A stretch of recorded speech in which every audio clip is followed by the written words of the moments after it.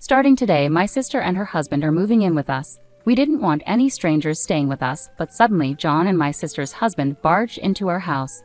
John was upset because he had to leave. He said it was because he and my sister were getting divorced. John accused me of treating him like a servant all this time, which he said was emotional abuse. My sister-in-law exaggeratedly pretended to cry and said she couldn't take it anymore, so she was divorcing John. She claimed she deserved our house and the divorce because she had endured their marriage for 2 years. John complained about the $3,300 in living expenses that someone would need to pay. The next day, I moved into a luxury facility worth $2 million and got a lot of frantic calls from John and his sister. My name is Anna Smith, and I recently turned 40. I work as a day trader and investor, buying and selling currencies and stocks. Thanks to this work, I've built up a decent amount of wealth. Despite having a congenital illness that isn't life-threatening but requires caution, doctors have advised me against overexerting myself and cautioned about the risks of childbirth. My parents didn't shield me from this reality. They taught me from a young age to confront my illness with determination. My father, who worked at a brokerage firm, passed down his knowledge of stocks, which has allowed me to make a living from it. My husband, John, is 30 years old, 10 years younger than me, and we've been married for 2 years. We met when he started working as a waiter at my favorite restaurant. Initially, I just saw him as a cute guy at work, but over time we grew closer, transitioning from friends to lovers. Before long, marriage was on our minds. Worried that I couldn't have children, I initially turned down his proposal. But John reassured me, saying, "I want to spend my life with you, Anna. That's why I proposed. If I wanted kids, I would have chosen someone else. Don't you trust me?" I was overwhelmed with happiness and tears when I decided to accept John's proposal. Shortly after we married, John surprised me by saying, "I'll stay home and take care of everything. I don't dislike my job as a waiter, but wouldn't it be easier for you if I handled things this way? Plus, you know I'm good at cooking." It's true. John has a knack for cooking and has always had a passion for food. Even though he wasn't formally trained, he picked up a lot just by observing and learning. That's actually how we first connected. My brother works in the restaurant industry, and when John found out, he was eager to talk about his dream of owning his own place someday.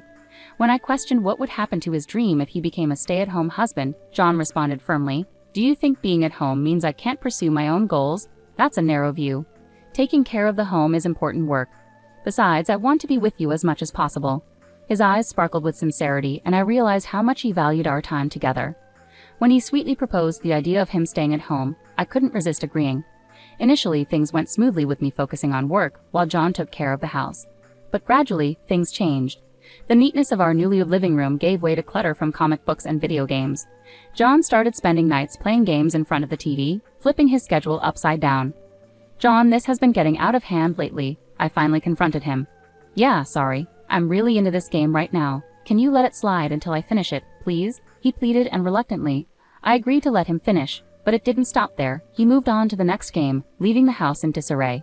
When we first got married, John was meticulous about cleaning and making our home comfortable. He was such a great stay-at-home husband. What happened? I put up with it for a few months, but one day I couldn't hold back any longer. "John, we need to talk." "Huh? What about?" I felt like I was dealing with a grown man-child instead of my husband. It was like I was a mom telling her kid to finish homework before playing games. "We're married and equal partners. You chose to stay home, so please keep your end of the deal. I'm not saying you can't have fun, but finish your responsibilities first." I laid it all out, and John paused before replying, "Understood. I'm sorry for slacking. I'll only play after I finish my chores, I promise." True to his word, John resumed his duties as a stay-at-home husband, but something had changed. He seemed constantly unhappy. Before, he used to cook with joy and take pride in keeping the house tidy. Now he rushed through tasks and retreated to his room. Instead of gaming in the living room and reading comics on the sofa, he played online games in isolation. More and more, John would say things like, "Sorry, I have a dungeon raid tonight. Can you eat alone? I'll wash the dishes later." I'd watch him go to his room while I ate dinner by myself. Even if the food tasted good, eating alone made it less enjoyable. But since he was doing his housework as promised, I didn't say anything. It wasn't just dinner. "I have a guild battle tonight. Not sure when I'll be back. Go to bed without me," he'd say, and then wouldn't return to our bedroom. This happened almost every night. During the day, he'd often go out alone. If I asked where he was going, he'd just say shopping and wouldn't come back until evening. He always made sure to prepare my meals and leave them ready, which started to feel like a mocking gesture. He took care of all the chores, cleaning, laundry, cooking, so I felt I couldn't complain, but this wasn't a family life. It felt like having a live-in housekeeper. We hardly spoke anymore. I would eat my prepared, cold meals alone, change into freshly washed clothes, and sit in the spotless house, feeling deeply lonely. In those moments, I often thought that being alone might actually feel less lonely. I'd find myself staring at John's closed bedroom door, tears welling up from the sadness. Yet I held on to hope that things would improve. I believed we'd return to our normal happy life together, so I endured silently. Then, after about a year of this lonely routine, John suddenly dropped a bombshell. Starting today, my sister and her husband are moving in with us.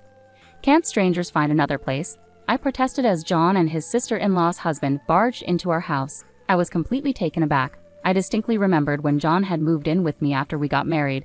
His sister and her husband had found their own apartment. "What do you mean, John? Are you moving out to go back to your old apartment?" I blurted out in confusion. The three of them exchanged glances and burst into laughter. No, I'm staying here with my sister and her husband." "You're the one who's moving out," John clarified, leaving me utterly confused. "Why do I have to leave this house?" I asked, bewildered by the sudden turn of events. "Because we can no longer live together as a married couple," John claimed, accusing me of treating him like a maid and emotionally abusing him. "That's awful, John," my sister-in-law chimed in dramatically, pretending to wipe away tears that weren't there. "But I can't take it anymore. I'm divorcing you. I'll be taking the house and the property division. I endured this life for 2 years, so I deserve it, right?"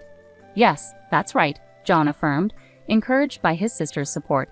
Meanwhile, her husband stood by, smirking at the scene unfolding before him. I began to piece together what was happening. It seems John had a plan all along, to charm me into marriage and then orchestrate a divorce when it suited him. Just as he hinted earlier, he had his sights set on various things he could gain from our relationship. I never envisioned myself getting married.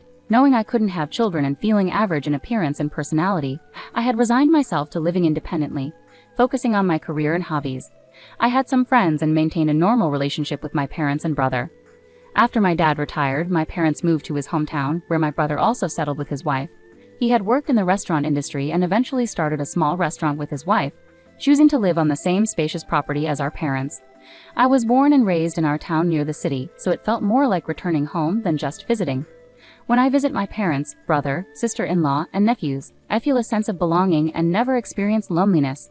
So marrying someone 10 years younger was unexpected even for me. Looking back, I realize I was played. Listening to John and his sister argue, I couldn't help but chuckle at my own gullibility. Deep down, I had sensed this might happen. John's sudden and intense affection felt like a storybook romance. Initially cautious, I eventually succumbed to his puppy-like charm. Now I needed a plan. How could I turn the tables? How could I make them taste their own medicine? As a day trader, I excel at reading situations, anticipating outcomes, and steering things in a positive direction. I've always been successful, and I knew I could handle this situation too. No doubt about it, I would handle it. As I pondered my next move, John and his sister continued to hurl insults at me. "Why are you so quiet? Hurry up and pack your things. Get ready to leave." Playing along, I replied calmly, "All right, I'll leave." I began packing only my essentials, clothes, my work laptop, and a few personal items. "Here, fill this out." John handed me a piece of paper. It was divorce papers with his sister and her husband already listed as witnesses. "I'll take care of filing these. I'll reach out if there's anything else I need," John said with a mocking smile, accompanied by his sister and her husband. They watched as I gathered my belongings and left my own condo. I had a place to stay for now. I would go there to gather my thoughts. I was sure they would have more to say soon, but I would handle it when the time came. I drove away from the condo, heading towards my destination. When I arrived, I had a peaceful night's sleep and woke up feeling refreshed. I slept in later than usual and enjoyed a leisurely brunch. The food here was always delicious. It had been over 2 years since I had visited this place, especially since getting married. I started by messaging John on WhatsApp, informing him of my current whereabouts and letting him know that my lawyer would handle everything from now on. The phone rang almost immediately, quicker than I had expected. "What is going on here?" I heard John's sister yelling in the background, her words slightly muffled. "What do you mean?" I replied calmly. "Don't pretend you don't know. Where are you?" John demanded, his voice tense. "I'm here because I was kicked out. Is that a problem?" I replied evenly. "That's not what I meant." John's frustration was clear. "That's a high-end resort, a members-only place. Why are you there?" "Because I'm a member," I stated matter-of-factly. "You never told me that," John protested. "Exactly, because it wasn't relevant," I explained. As John said, it's a prestigious place, not just a hotel, but a luxury resort with lifelong care services. There's even a hospital nearby. It's known for its exclusivity, with an entry fee starting at $2 million, which made headlines. Why did you become a member there? John asked, bewildered. Because I invested in the membership, I replied calmly. On the other end, John sounded baffled. Someone suggested you should leave, right? So I decided to live here. If you want to stay in the house, go ahead. Just remember to pay the $3,300 monthly rent. But that's your house. What do you mean rent? I've decided to sell it. I've been considering this for a while, and I won't be living there anymore, I explained calmly. I never planned on getting married, and I bought this place to ensure I wouldn't burden anyone in my old age. I had already purchased the condo I lived in until yesterday, but I knew I had to secure this spot quickly because prime facilities like this rarely become available. I took the opportunity with both hands. My plan was to move in here when I'm older. It's a bit far from the city, so retiring here full-time while I can still work felt premature. I kept it as a vacation home, visiting occasionally to unwind, but I kept it a secret from everyone except my accountant and lawyer. Give me that place too, John suddenly demanded. I should get half of it. How convenient for him. I was astonished by his audacity. I have no intention of giving it to you. From now on, please communicate with me through my lawyer. You have their contact information, right? Goodbye. With that, I hung up the phone and turned it off. I decided to head to the spa to unwind, not just from the stress of yesterday, but from the past 2 years altogether. To my surprise, John and his sister's family showed up at the hotel the next day. John argued at the front desk, insisting he had the right to enter because he was family. However, I had already instructed the staff not to allow anyone in without my explicit permission. This place was highly professional and respected my wishes. Initially, I contemplated ignoring them completely, but I didn't want to create any trouble for the facility. Reluctantly, I agreed to meet them in the hotel lobby, a public place with concierge nearby in case I needed assistance. When I asked what they wanted, John smiled and said, "Anna, you're so secretive. Why didn't you tell me about this place? Why keep it a secret?" "Yeah, why hide this from us?" his sister chimed in, echoing his smile. Looking at them together, they bore a striking resemblance not just in appearance but also in their manipulative nature. "We're no longer family, so there's no reason to inform you. Please leave now, you're causing a disturbance." "We're still married," John retorted firmly. "No, we're not married anymore. I filed for divorce yesterday at the county office," I informed John calmly, reminding him that it was actually me who had taken that step. "Why didn't you tell me?" he asked, seemingly forgetting that he had initiated the divorce proceedings and handed me the papers. "Don't worry, divorced couples can remarry without waiting 6 months," his sister chimed in with a tidbit of information she had picked up somewhere, looking hopeful. "No, thank you," I replied firmly. I stood up and walked back to my room, disregarding their attempts to follow me. The concierge intervened to stop them. "I won't give up. I'll come here every day to show you how much I love you," John exclaimed, determinedly. "You're so slick, John," I muttered under my breath as I walked away, feeling drained by their pathetic display. Without delay, I contacted my lawyer to take immediate action. This situation was escalating faster than I had anticipated, and their relentless behavior was wearing me down. I hadn't expected them to resort to this just a day after I left. They seemed determined to pursue pointless endeavors. John and his sister's family began appearing at the facility daily, lingering in the lobby, waiting for me. My lawyer swiftly filed for a restraining order, but then they took it to a new extreme. "Anna deceived me into marriage. I demand compensation," John declared. He claimed ignorance about my inability to have children and insisted that if he had known, he would never have married me. Therefore, he threatened to accuse me of marriage fraud if I didn't agree to compensate him. I handed over a specific recording to my lawyer. I proposed to Anna because I wanted to live my life with her. If I wanted kids, I would have chosen someone else from the start. "Don't you trust me?" These were John's exact words when he proposed to me, and I had them recorded. John was furious, demanding to know why I had such a recording. It was simply due to my cautious nature. I'd always kept a recorder running when I sensed something significant might happen. It's a habit born out of the belief that you never know what might occur in life. Initially, I trusted John and would listen to this recording alone, reflecting on how I felt at that moment. Little did I know it would prove so valuable. Now John was accusing me of forcing him to quit his job after marriage and do all the housework, alleging emotional abuse and demanding compensation. He even threatened to report me to the police for coercion if I didn't comply. To counter this, I submitted another crucial piece of evidence. "I'll stay at home and take care of everything. I don't hate my job as a waiter, but wouldn't it be easier for you to work this way? You know I'm good at cooking." These were John's own words, declaring his desire to be a stay-at-home husband, and I had them recorded as well. John's next attempt was to claim emotional distress from being secretly recorded, threatening to report me for illegal recording if I didn't pay compensation. However, there's no specific crime called illegal recording. While certain actions related to recordings can lead to penalties, simply making a recording itself is not illegal under most circumstances. Undeterred, John then demanded compensation for the divorce itself, despite being the one who initiated it without valid grounds and handing me completed divorce papers. I had recorded that conversation as well. My lawyer explained that, considering the situation, it was more likely that John owed me compensation instead. Finally, John tearfully pleaded for a division of assets. I agreed to consider his request and promised to assess the assets fairly. I need you to vacate the condo. Once we've evaluated everything, we can meet at the lawyer's office.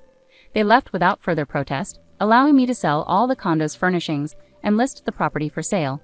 As I had predicted, due to the increasing property values, it sold for a higher amount than initially anticipated. When I presented the total asset figures, John and his family were initially hopeful, assuming they'd get a substantial portion. So, I did half of this. John eagerly asked upon hearing the total in the tens of millions. Not quite. These figures reflect only assets acquired before our marriage, I clarified through my lawyer. John's expression turned to anger when he received a document showing his share as zero. The lawyer patiently explained, "The bulk of these assets were acquired before your marriage, John, so legally you have no claim to them. Regarding post-marriage income, you were entitled to half, but after deducting living expenses, necessary costs, and the compensation Anna claimed, your share amounts to a negative value." "Why do I owe compensation?" John demanded. The lawyer then presented the evidence. John had been unfaithful. His affair was with a woman he met through an online game.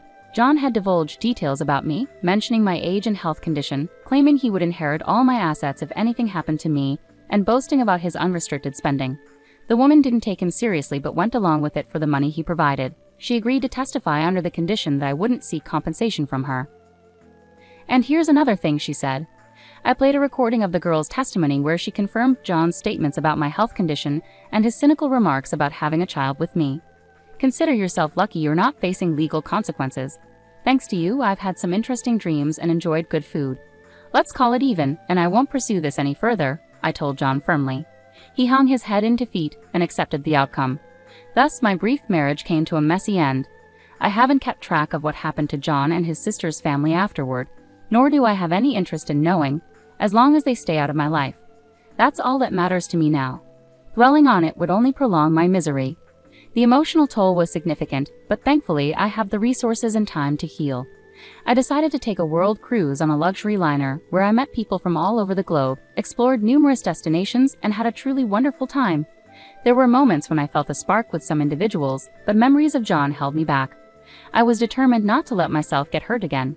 With that resolve, I returned home and began building a new life for myself. For a while, I enjoyed a leisurely life at the resort hotel, but soon I grew restless. At 40, I realized I was still young. Living with John, who was much younger, had made me overly conscious of my age. During my year-long cruise, I met a spirited woman over 80 who was still seeking love and adventure. Half her age, I wondered why I should give up on everything. Despite the disappointment with John, loving someone had been enjoyable. Why let him spoil the joy and possibility of loving again? That's how I started to feel. Just then, my phone lit up with a new message. It was from a man I had met on the cruise. He mentioned he would be visiting the US soon and asked if we could have dinner together. He had been traveling with his high school-aged daughter on the ship, and we had connected well, spending time together at various ports. It had given me a glimpse into what it might feel like to have a daughter. I remembered cherishing those moments and replied eagerly, agreeing to meet. As I took this step forward from the midpoint of my life, I felt a renewed sense of excitement and possibility.